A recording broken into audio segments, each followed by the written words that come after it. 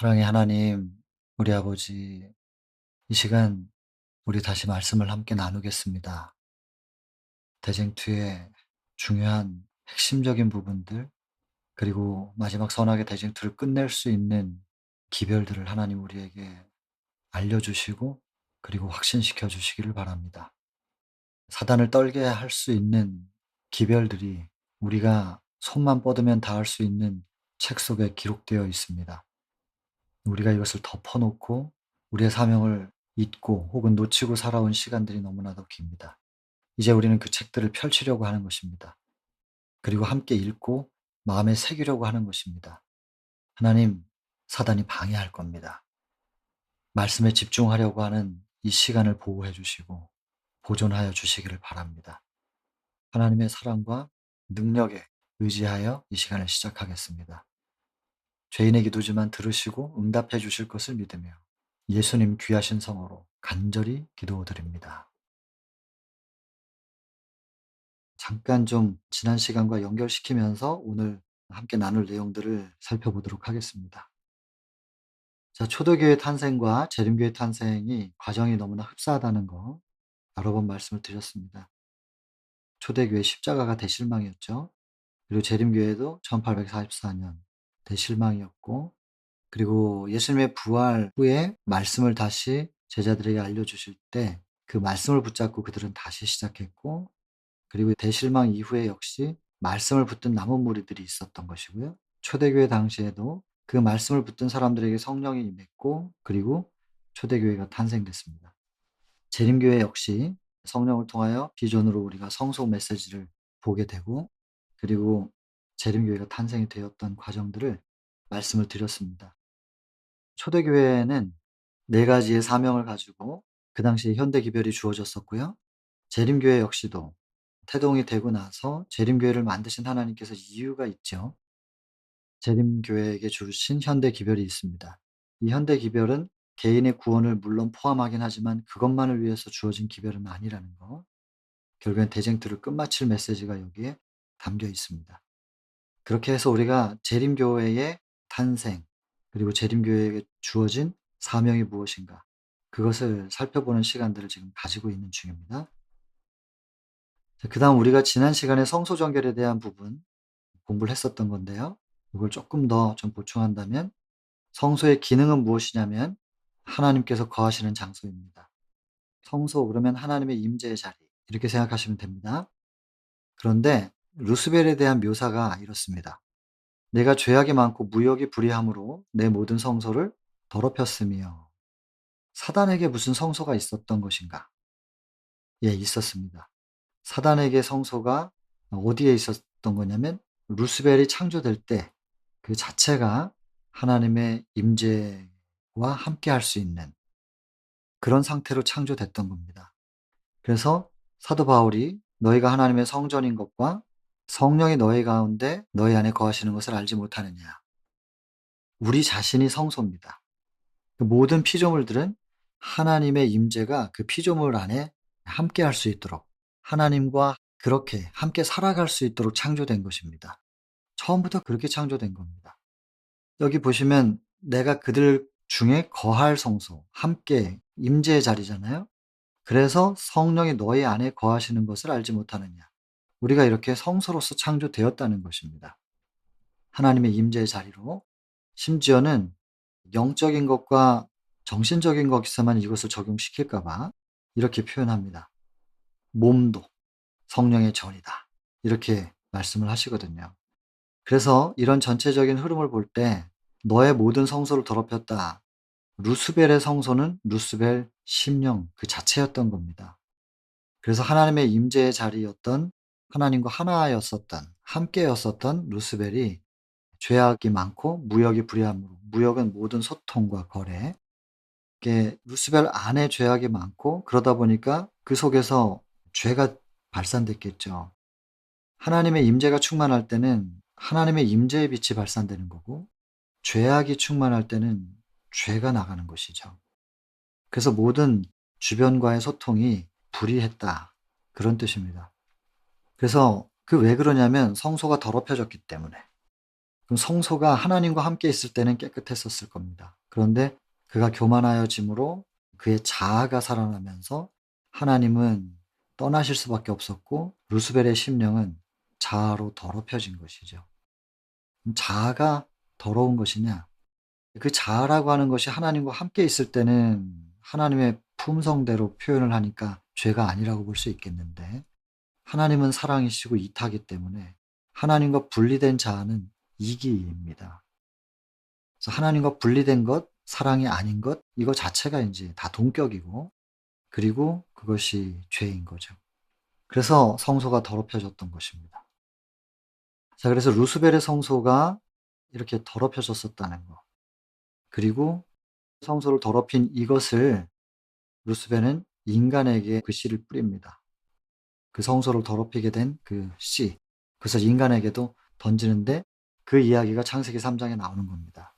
뱀으로 변신해 가지고 나타나고, 인제 스토리를 아시죠? 그다음에 인제 질문을 했어요. "다 이거 먹지 말라고 하시더냐?" "아니라고. 다 먹어도 되는데 요것만 먹지 말라고 하셨다." 할 때 이렇게 얘기합니다. 하나님의 말씀에 먹지도 말고 만지지도 말라. 죽을까 하노라 했단 말이에요. 근데 정면으로 4 절에 루스벨이 사단이 결코 죽지 아니하리라. 하나님의 말씀이냐 사단의 말이냐. 두 가지가 인류의 대쟁투에는 첫 시작인 겁니다. 근데 여러분 그 이후의 결과들을 이미 아시니까 일단은 과정을 좀 보겠습니다. 이 두 가지였는데 뭐라고 유혹을 하냐면 "먹는 날에는 하나님처럼 될 수 있다." 하나님처럼 되기를 갈망하는 마음은 이건 루스벨의 마음이었죠. 사단의 마음. 이사야 14장 12 절부터 14 절까지 "너 아침의 아들 계명성이여." 이렇게 시작합니다. 빛을 발하는 자라는 뜻입니다. 계명성이라는 뜻. 아침의 아들 계명성. 빛을 발하는 자였는데 네가 어찌 그리 하늘에서 떨어지고 땅에 찍혀 버렸느냐. 그 이유가 무엇인가? 그 마음의 교만함 때문에 그렇죠. 그래서 사단의 마음이 뭘 품었냐면 하나님의 뭇별들 위에 나의 보좌를 높이고 지극히 높으신 자와 비교 보겠다는 생각을 한 겁니다. 하나님처럼 돼 보겠다는 거예요. 그리고 하나님이 받으시는 경배를 나도 받겠다는 거예요. 그게 루스벨의 마음에 생겨 버렸죠. 그래서 결국에는 루스벨이 사단이 됐거든요. 이제 계시록 12장 7 절로 9 절이 등장하는 거죠. 그 사전에 전쟁이 일어나기 전에 이런 심리적인 부분이 있었고, 이사야 14장 12 절부터 14 절까지, 그리고 이제 계시록 12 장으로 넘어가서 7 절부터 하늘에 전쟁이 있으니 하면서 이제 전쟁이 일어난, 그리고는 이제 하늘에서 내어 쫓기잖아요. 그래서 하늘에 전쟁이 있으니 미가엘과 그의 사자들이 용으로 더불어 싸울세 이렇게 나오는데, 미가엘이라는 이름의 뜻은 누가 하나님과 같으냐 이런 뜻입니다. 왜 그런 이름으로 전쟁을 하게 됐냐면 사단이 하나님과 같아져 보겠다는 생각을 했기 때문에 누가 하나님과 같으냐라고 하는 전쟁의 기를 들고 나가는 겁니다. 그래서 미가엘과 그의 사자들이 용으로 더불어 싸울세 그렇게 기록되어 있죠. 그러면서 근데 용과 그의 사자들도 싸우나 이기지 못하여 하늘에 있을 곳을 얻지 못한지라. 그래서 이제 쫓겨나는 겁니다. 자, 그래서 그렇게 내어 쫓겨진 그 사단, 그것이 이제 큰 용입니다. 옛뱀, 마귀, 사단이라고도 하는 온천하를 꿰는 자라 하면서 그 이름을 거기에 붙여 놨죠. 그 계시록 12장 7 절로 9 절의 하늘 전쟁 이야기가 그렇게 있기 전에 먼저 이사야 14장 12 절부터 14 절까지의 내용이 있는 겁니다. 이런 내용들은 부조와 선지자 1 장을 보시면은 거기에 인용된 성경절들이 그렇습니다. 계시록 12 장과 이사야 14 장, 에스겔 28 장, 요런 부분들을 부조와 선지자에서 확인해 보시면 인제 정확히 아시게 될 겁니다. 그래서 여기 지금 "하나님같이 되어." 이 말은 사단이 자기의 마음인 겁니다. 이것 때문에 그가 사단이 됐거든요. 루스벨에서 사단이 됐죠. 그 사단의 마음을 지금 인간에게 딱 던진 거예요. 항상 씨는 말씀으로 와요. 하나님의 말씀이냐 사단의 말이냐. 말로써 이게 그게 탁 던져 들어와진 거죠. 자, 그리고 나서 이런 말을 듣고 나서 여자가 나무를 다시 봐요. 그전에는 안 봤던 게 아니잖아요. 그전에도 보기는 봤어요. 봤지만 먹음직하다, 보암직하다, 지혜롭게 할 만큼 탐스럽게도 '나를 지혜롭게 만들어 주겠구나.' 어디까지? 하나님에게 도달할 정도까지. 요런 뜻인데 이렇게 보이지 않았었거든요, 과거에는. 근데 사단의 말을 듣고 보니까 나무를 본즉 먹음직한 거예요. 보암직도 하고 지혜롭게 할 만큼 탐스럽기까지 한 거예요. 하나님처럼 지혜롭게 될 수 있을 것 같은 거예요. 자기가 먹습니다. 그리고 남편에게도 주매 먹습니다. 그 남편도. 남편은 이걸 왜 먹었느냐, 아담은 왜 먹었는지 이 부분은 인제 부조화 선지자 3장 유혹과 타락 챕터에서 나중에 좀 더 보시면 좋겠습니다. 자, 이렇게 됨으로 인해서 인간도 하나님의 임재가 머물 수 있는 성소로서 창조가 되었었던 건데 인간의 성소도 더럽혀진 거죠. 역사가 이렇습니다. 그래서 하나님의 임재가 떠났기 때문에 하나님의 임재의 빛이 두르고 있었던 빛의 옷이 사라져요. 그러니까 이제 벌거벗은 모습이 드러나죠. 그리고 이제 7 절에 보면 범죄한 이후 제일 첫 번째 나타나는 것이 무화과 나뭇잎을 따서 부끄러움을 가립니다. 그래서 자기의 부끄러움을 하나님께 의존하지 않고 자기의 시도, 자기의 방법으로 나뭇잎을 따서 가리려고 하는 행위에 의해 시작이 범죄한 이후에 첫 번째로 나타난 현상입니다. 그 이유가 뭐냐면 하나님과의 관계가 끊어졌기 때문에, 하나님과의 믿음의 관계, 사랑의 관계가 끊어졌기 때문에, 인간이 그 하나님의 관계를 놓았기 때문에, 그렇기 때문에 결국에는 자기 방법으로 자기를 구원할 수밖에 없는 거예요, 그 시도가. 그래서 사단은 하나님을 못 믿게 하거나 교회를 다니지 못하게 하거나 신앙을 못하게 하는 것을 먼저 하겠지만 교회 출석을 못하게 방해를 해도 너무나 강하게 신앙을 지키고 교회 출석을 하는 사람들에게는 그다음 두 번째 방법을 쓰는 겁니다. 그게 뭐냐면 그 열심으로, 그렇게 열심히 신앙하는 그 열정으로 열심히 하라는 거예요. 정말 열심히 해 보라는 거예요. 그래서 열심히 율법을 완성시켜 봐라. 그래서 열심히 무화과 잎을 따라는 거죠. 그리고 너의 부끄러움을 너 스스로 가려 보라는 거예요. 너의 행위로 의를 이뤄 보라는 거예요. 이게 사단의 두 번째 유혹이죠. 대부분 거기에 빠집니다. 그래서 여러분 철저하게 행위의 의가 아니고 믿음의 의여야 되는데 잘 분별이 안 되는 거죠. 이게 행위의 의인지 믿음의 의인지. 이제 말씀을 보면 명확합니다. 그런데 이 말씀의 기준을 직접 살피실 필요가 있습니다. 왜냐하면 듣는 말씀도 중요하고 그것을 통해서 많은 것을 배우지만 이 들은 것을 다 기억하실 수 있나요? 들은 내용을 자신의 심령에 다 새길 수 없잖아요. 듣고 힌트를 얻으셨으면 '말씀을 이렇게 보는 거구나.' 그 관점을 배우셨으면 직접 기록된 말씀을 더듬으셔야 됩니다. 그리고 나의 말씀을 나의 심령에 새기실 필요가 있는 것이죠. 그래서 설교하시는 분들의 말씀을 따라가면서도 그것이 기록된 말씀을 따라서 반드시 점검하시고 사도행전 17장 11 절처럼 베레아 사람들이 한 것처럼 그렇게 점검하시고 그리고 나의 말씀을 이제 새기실 필요가 당연히 있는 것이죠. 자, 그래서 인간의 마음의 성소도 이렇게 더럽혀졌다는 거. 그래서 예수님께서 이 땅에 오셔서 사명이 무엇인가? 침례받고 나서 기도를 하시는데 얼마나 어려운지를 아셨다. 뭐가 그렇게 어려웠느냐? 사람의 마음이 완악해졌어요. 죄가 사람의 마음을 완악하게 한 것과 그래서 그 완악한 심령은 당신의 사명을 이해하기가 너무 어려워요. 예수님의 사명을 이해하는 게 어렵고 사명을 이해해야 받을 수 있는 구원의 선물을 받아들이기가 어려운 겁니다. 이 어려운 일을 예수께서 대신하셔야 되거든요. 근데 예수님께도 이게 쉬운 일이 아니었단 말이에요. 그래서 그들을 대신하여 파괴자를 정복할 수 있는 그 능력. 예수님도 당신의 힘으로 한 게 아니거든요. 당신의 신성을 쓰지 않았기 때문에 하나님께 능력을 달라고 기도해서 간구하셔 가지고 받아서 쓰신 겁니다. 그럼 무엇으로 능력을 달라고 구했느냐? 당연히 믿음이죠. 믿음의 기도를 통하여 하나님께 간구해서 그 능력을 받아서 싸우신 것이고 승리하셨죠, 결국엔. 그런데 여기서 지금 예수님의 사명이 무엇인지 답이 안 나와요. 이 시대소망 11장 침례 챕터에서는. 16 장에 당신의 성전에서라는 챕터에서 거기에 보면 예수님의 사명이 무엇이었는지 성전을 정결케 하시면서 당신의 사명을 나타내셨다. 그래서 여러분 대쟁투의 시작이 하늘 전쟁부터 성소가 더럽혀지면서 시작된 겁니다. 그것이 인간이라고 하는 하나님의 임재의 자리 성전도 더럽혀진 겁니다. 여기 지금 사도 바울이 말한 것처럼 너희가 하나님의 성전이다. 이게 더럽혀진 거예요. 인간이라는 하나님의 성전도 더럽혀진 상태가 된 거죠. 그래서 이 더럽혀진 성전을 정결케 하시기 위하여 예수께서 오셨다는 거. 그것이 사명이었다는 거.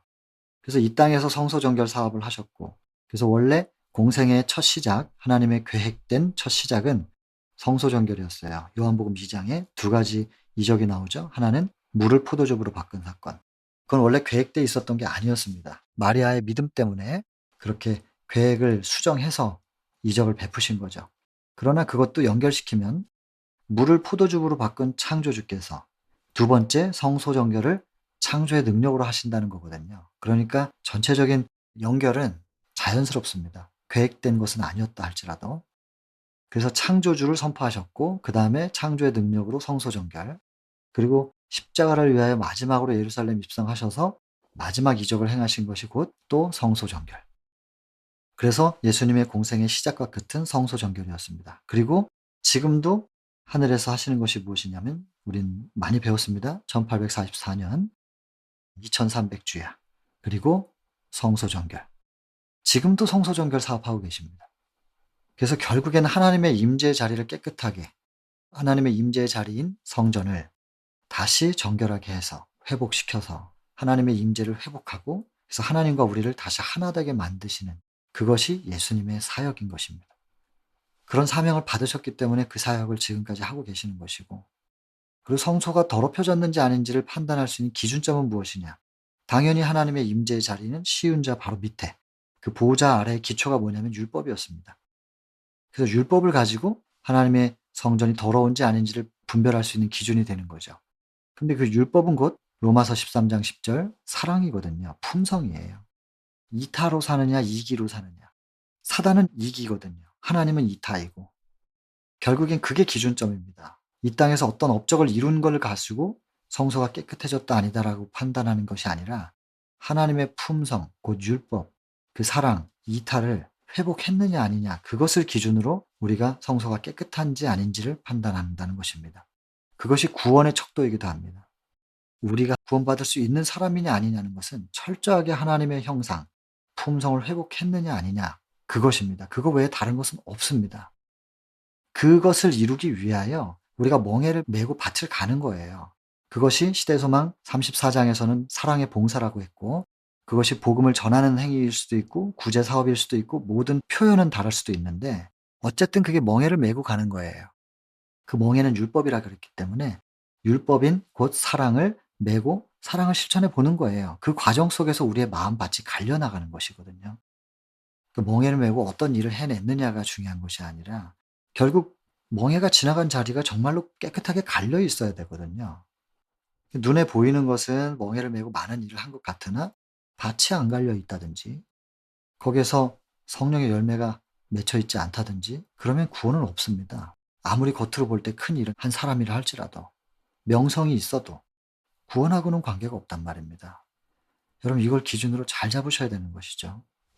자, 이걸 우리가 지난 시간에 성소 정결을 얘기하면서 했었던 건데 복습을 좀 해봤습니다. 그래서 여러분, 우리 재림교회에게 주어진 이 성소 정결이라고 하는 사명은 현대 기별국 중에 첫 번째, 이 성소 정결은 뭐 대단히 중요하죠. 이 시작을 제대로 못 해놓으면 나머지 기별들을 이해할 수가 없습니다. 자, 그래서 좀 시간을 많이 할애해서 여기까지 한 겁니다. 자, 오늘은 사단이 하늘에서 전쟁을 시작할 때 무엇을 가지고 공격을 했는지, 대쟁투를 끝마치기 위해서는 너무나도 중요한 부분이라서, 다시 말씀드리지만 재림교회에게 주어진 기별은 개인의 구원을 당연히 포함하긴 하나 개인의 구원만을 위해서 주어진 기별은 아닙니다.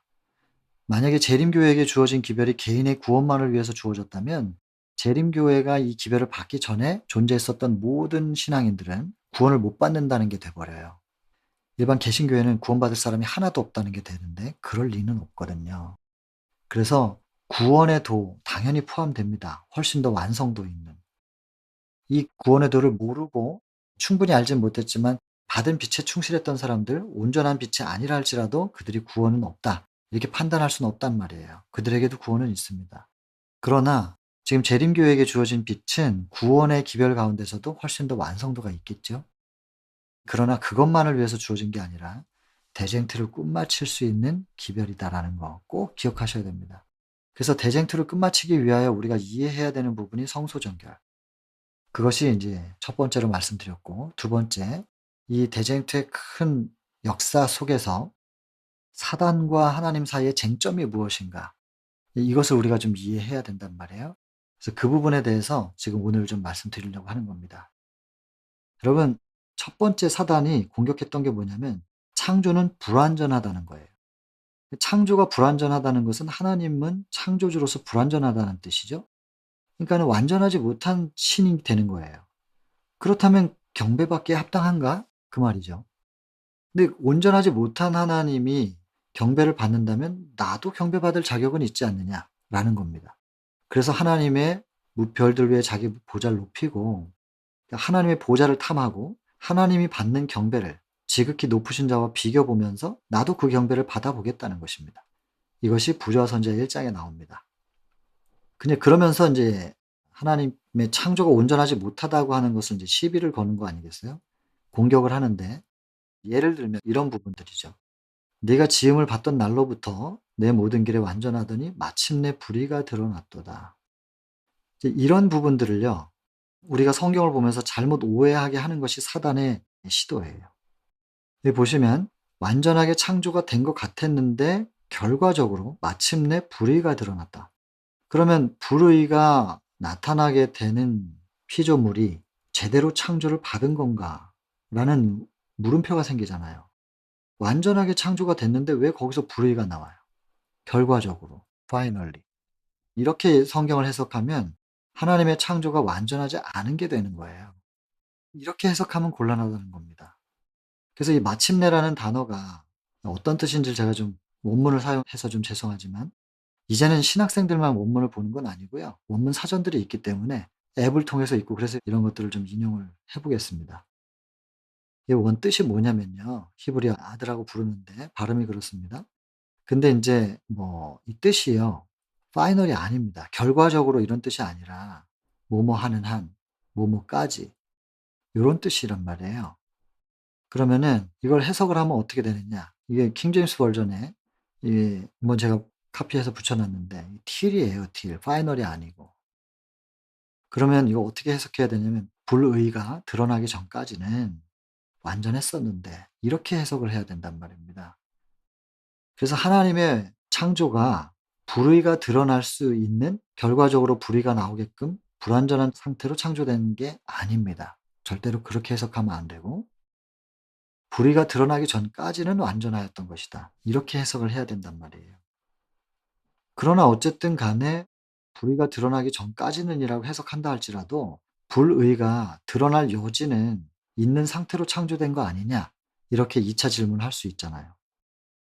만약에 이 마침내라는 게 창조의 결과적으로 하나님의 창조의 결과가 불의다, 요렇게 해석을 해 버리면 창조는 불완전한 게 되는 거예요. 이 위의 말들이 맞는 게 되는 거죠. 근데 이거를 불의가 드러나기 전까지는 완전했었던 것이다. 그 불의가 드러나게 된 것은 루스벨의 선택의 결과였던 것이다. 이렇게 이해가 돼야 됩니다. 그렇게 이해가 되면 까지는이라고 인제 해석을 하면 선택의 결과가 되는 거죠. 그렇게 된다면 하나님의 창조와는 관계없는 일이에요, 그 불의는. 창조는 완전했던 거고, 죄가 나오게 된 것은, 불의가 나오게 된 것은 루스벨의 선택이었던 것이고, 이렇게 이해가 돼야 되는 겁니다. 그러면 인제 또 다른 질문을 사단이 또 던지죠. 왜 불의가 드러날 여지를 두고 창조하셨냐는 거예요. 여지는 왜 뒀느냐. 까지는이라 할지라도 어쨌든 하나님께서 창조하신 피조물에게서 불의가 나온 거 아니냐. 그러니까 루스벨이 천사장이었잖아요. 그렇게 완전하게 창조된 나도 결국에 이렇게 됐는데 다른 천사들이나 우주 거민들이나 피조물들은 오죽하겠냐 이거죠. 하나님이 창조한 피조물들은 시간의 차이가 있을 뿐이지 시간이 지나면 다 불의가 드러날 수밖에 없는 상태로 창조된 거다. 그러니까 다시 한번 하나님의 창조는 불완전하다라고 얘기하는 것이고, 또 설사 그것이 피조물들의 선택에 의해서 그렇게 됐다 할지라도 어쨌든 그 선택을 할 수 있게끔 창조가 된 거기 때문에 이 피조물들은 결국엔 율법을 온전히 지킬 수가 없다는 거예요. 의를 계속해서 유지할 수 없다는 거예요. 지키지도 못할 율법을 만들어 놓고 속박하는 하나님이 아니냐. 창조가 온전하지 못하기 때문에 결국에 피조물들은 결국엔 율법을 어기게 된다는 거예요. 불의를 행할 수밖에 없다는 거예요. 그럼 왜 피조물들이 유지하지도 못할 율법을 만들어 가지고 그걸 기준으로 삼았느냐는 거죠. 피조물에서는 불의가 드러나게 되어 있었던 것이다. 이게 사단의 주장인 거죠. 의를 이룰 수 없다는 겁니다. 율법과 조화될 수는 없는 것이다. 그러니까 지키지도 못할 율법을 만들어 놓고 속박하는 하나님. 결국에 이건 무슨 얘기냐면 그냥 피조물들을 압제하려고 하시는 하나님이 아니냐는 거예요. 율법을 기준으로 삼아 놓고 어차피 못 지킨다. 못 지키면 벌 주고 못 지키면 속박하고 압제하고 이런 하나님이 아니냐. 이런 하나님이 과연 사랑이시냐? 피조물을 사랑한다는 하나님의 품성이 의심스럽다는 겁니다. 결국에 첫 번째 질문과 두 번째 질문은 뭐냐면 하나님은 창조주로서 온전하지 않다. 그러니까 창조주의 창조력이 온전하지 않다. 피조물들이 불완전하니까. 두 번째, 피조물에 대한 하나님의 사랑은 사랑이 아니다. 사랑처럼 보이지만 그것은 기만이다. 위선이다. 품성에 대한 공격입니다. 첫 번째 공격은 창조주의 창조력. 두 번째 공격은 창조주의 피조물에 대한 사랑에 대하여 공격하는 겁니다. 이 두 가지. 이 두 가지의 공격 포인트를 잘 기억하셔야 됩니다. 이걸 가지고 사단이 오류를 만들어냅니다. 철저하게 이단적인 교리들을 만들어내는 것이죠. 이 기준을 명확하게 가지고 계셔야 돼요. 첫 번째는 이것을 우리가 이제 결과적인 파이널로 볼 것이 아니고 모모할까지는 T로 봐야만 이게 이해가 된다는 거. 그리고 두 번째는 속박하는 하나님인가? 왜 그런 여지를 주었는가? 여러분 이거를 우리는 이해를 해야 되겠죠? 그러기 위해서는 이 창세기 2장 17절 선악을 알게 하는 나무의 실과는 먹지 말라. 내가 먹는 날에는 정령 죽으리라. 선악을 알게 하는 나무. 이 나무가 무엇이었냐면 이것이 그 당시 에덴에서의 율법입니다. 에덴에서의 율법. 에덴에서 창조될 때는 살인, 간음 이런 율법 없습니다. 뭔지도 모르니까요. 살인이 뭔지, 간음이 뭔지도 몰라요. 그런 사람들에게 살인하지 말라, 간음하지 말라. 아담과 하와에게는 그 10계명이 적용이 안 됩니다. 그래서 에덴에서의 율법의 형태는 선악과였던 겁니다. 기준이에요.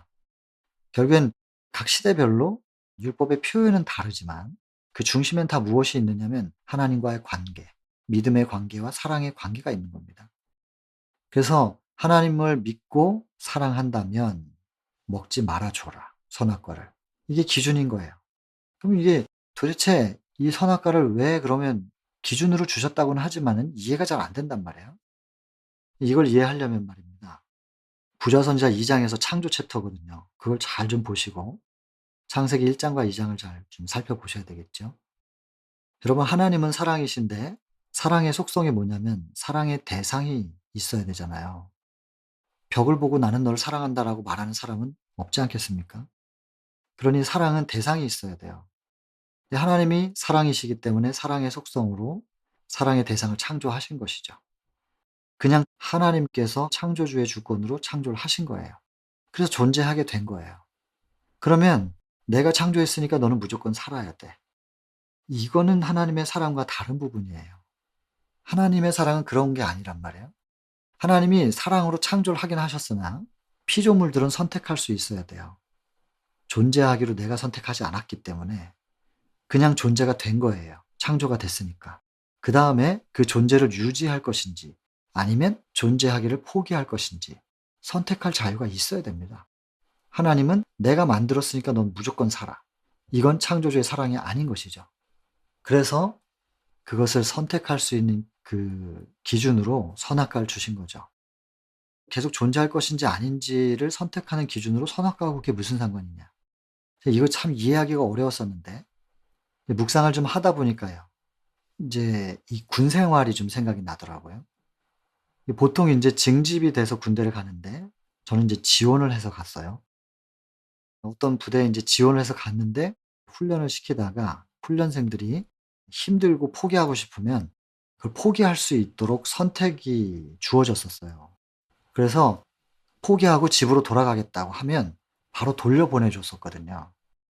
근데 미국에서도 이제 그런 뭐 특수부대들은 그렇게 한다고 하대요. 그 내비실 같은 데서는 훈련 받다가 항상 종이 있어 가지고 종을 치면 스스로 '내가 훈련을 포기하겠다.'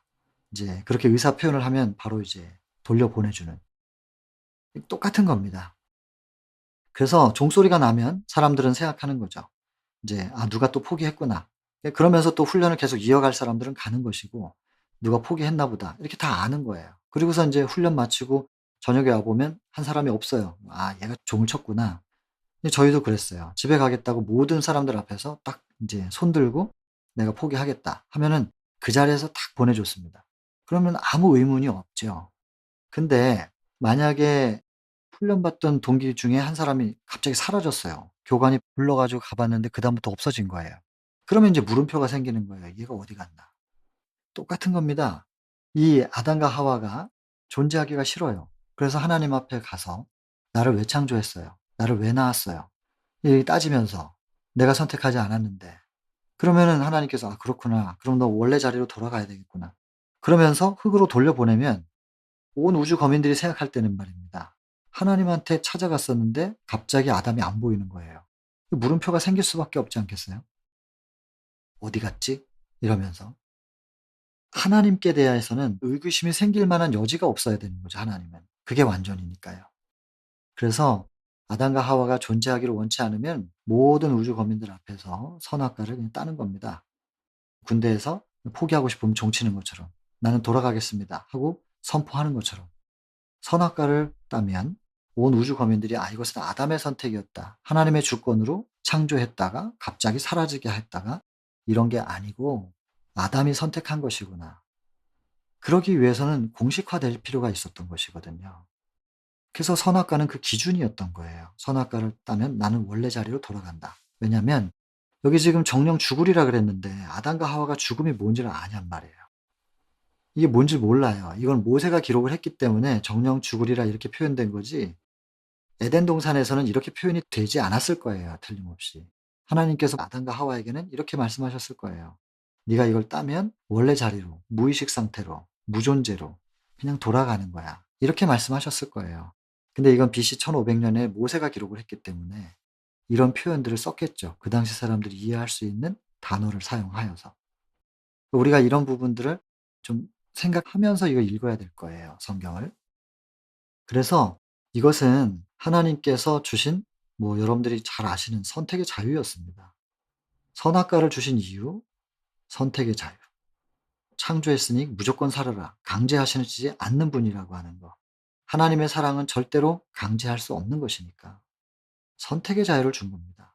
그리고 이제 더 이어서 나가면은 뭐 인제 지옥 얘기가 나오고 영혼불멸 사상 얘기가 쭉 나오게 되는데 요런 부분들로 지옥이나 영혼불멸 사상이 연결됩니다. 이렇게 말씀을 일단 들어 놓으시고 개인적으로 연구하실 때는 그게 왜 연결이 되며 이것이 하나님의 품성을 더 분명하게 나타내 줄 수 있는 부분이라는 거를 자꾸 인제 연구하시다 보면 아시게 될 거예요.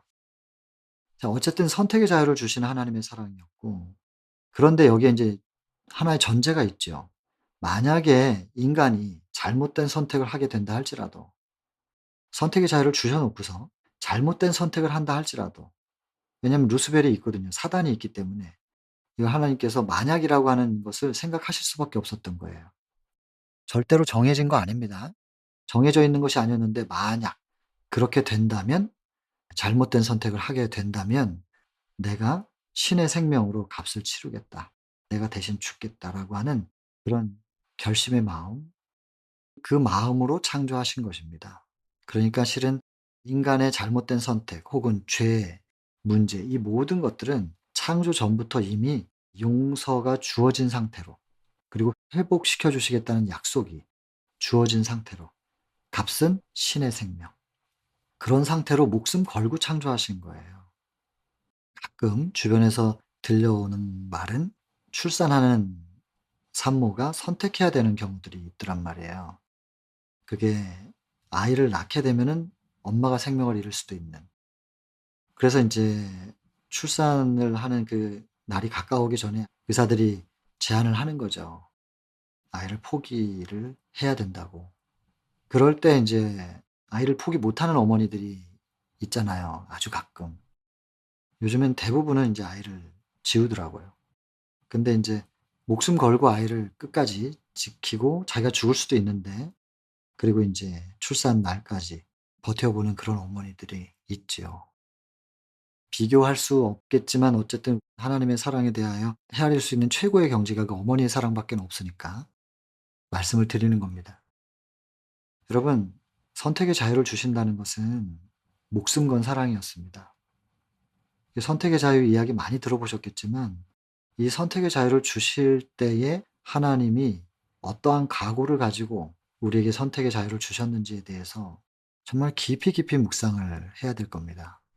우리는 아이들을 키울 때 선택의 자유를 못 줍니다. 엉망진창되잖아요. 하다못해 집이 어질러지는 것만 해도 하지 말라는 얘기를 계속해야 돼요. 주의를 줘야 되고 매를 들어야 되고. 선택의 자유를 주면 그 뒷감당하는 게 피곤하거든요. 목숨을 걸 일은 아니지만 피곤하단 말이에요.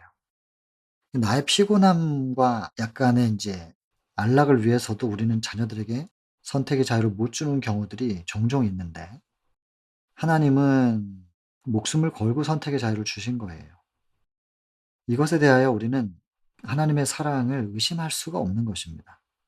근데 여기 사단은 지금 그런 선택의 자유를 주신 것을 오히려 반대로 하나님의 그 목숨 건 사랑을 반대로 속박하는 하나님이 아니냐. 어차피 인간은 율법을 온전히 이룰 수 없는데 결국엔 시간이 지나면 다 불의가 나오게 되어 있는 건데 율법을 지킬 수가 없는 거다. 지킬 수도 없는 율법을 만들어 놓고 인간을 속박하는 하나님.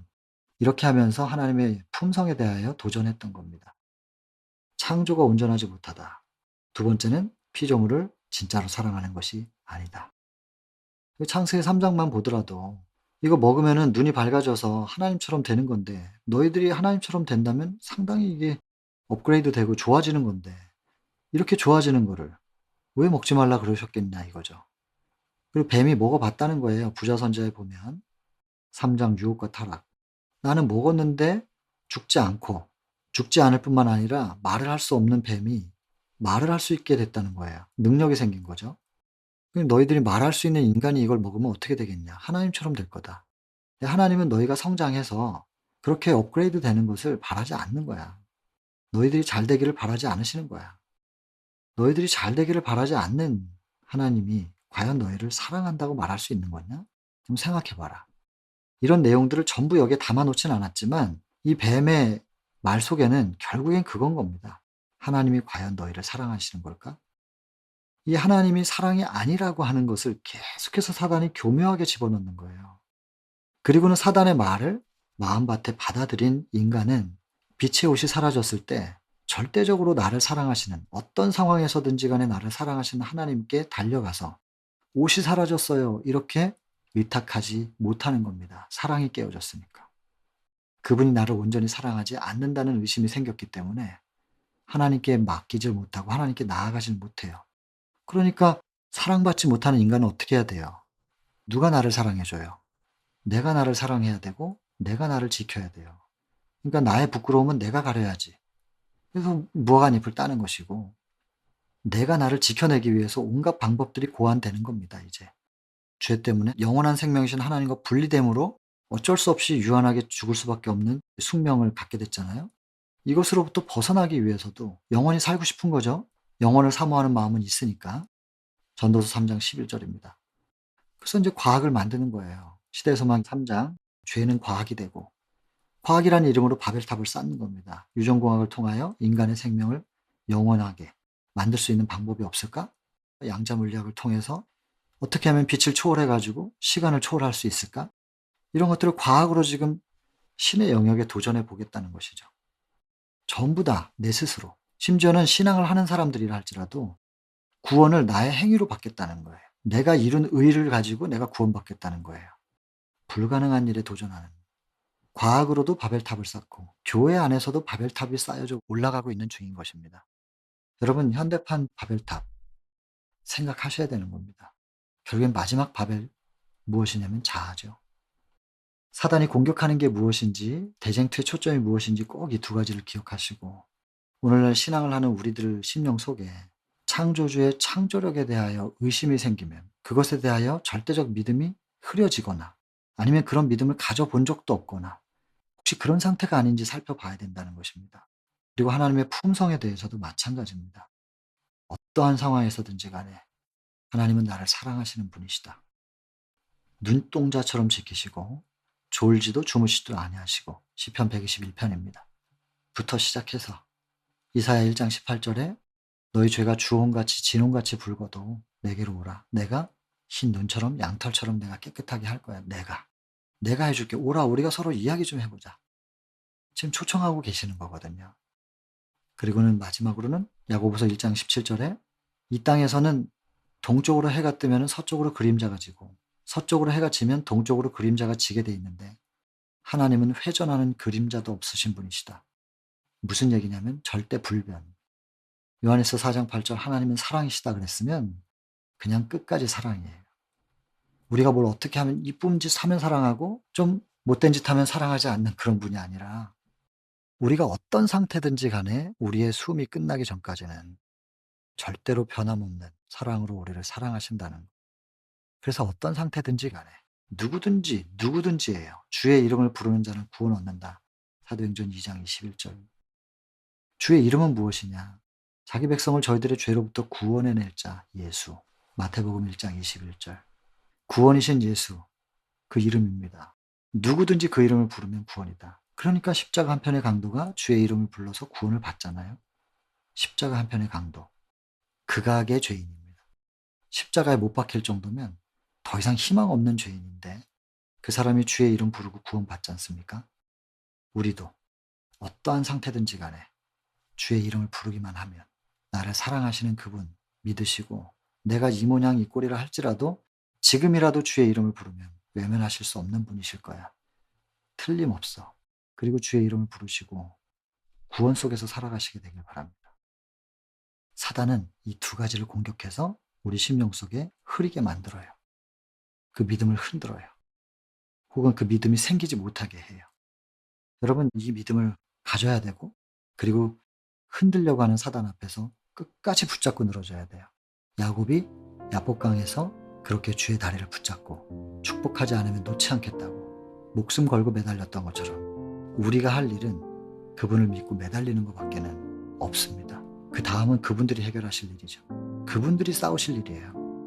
그리고 그분이 사단과 싸우면 넉넉히 이기실 겁니다. 자, 오늘 시간이 좀 되어서 여기까지만 하고 마치겠습니다. 개인 기도하는 시간을 갖도록 하겠습니다.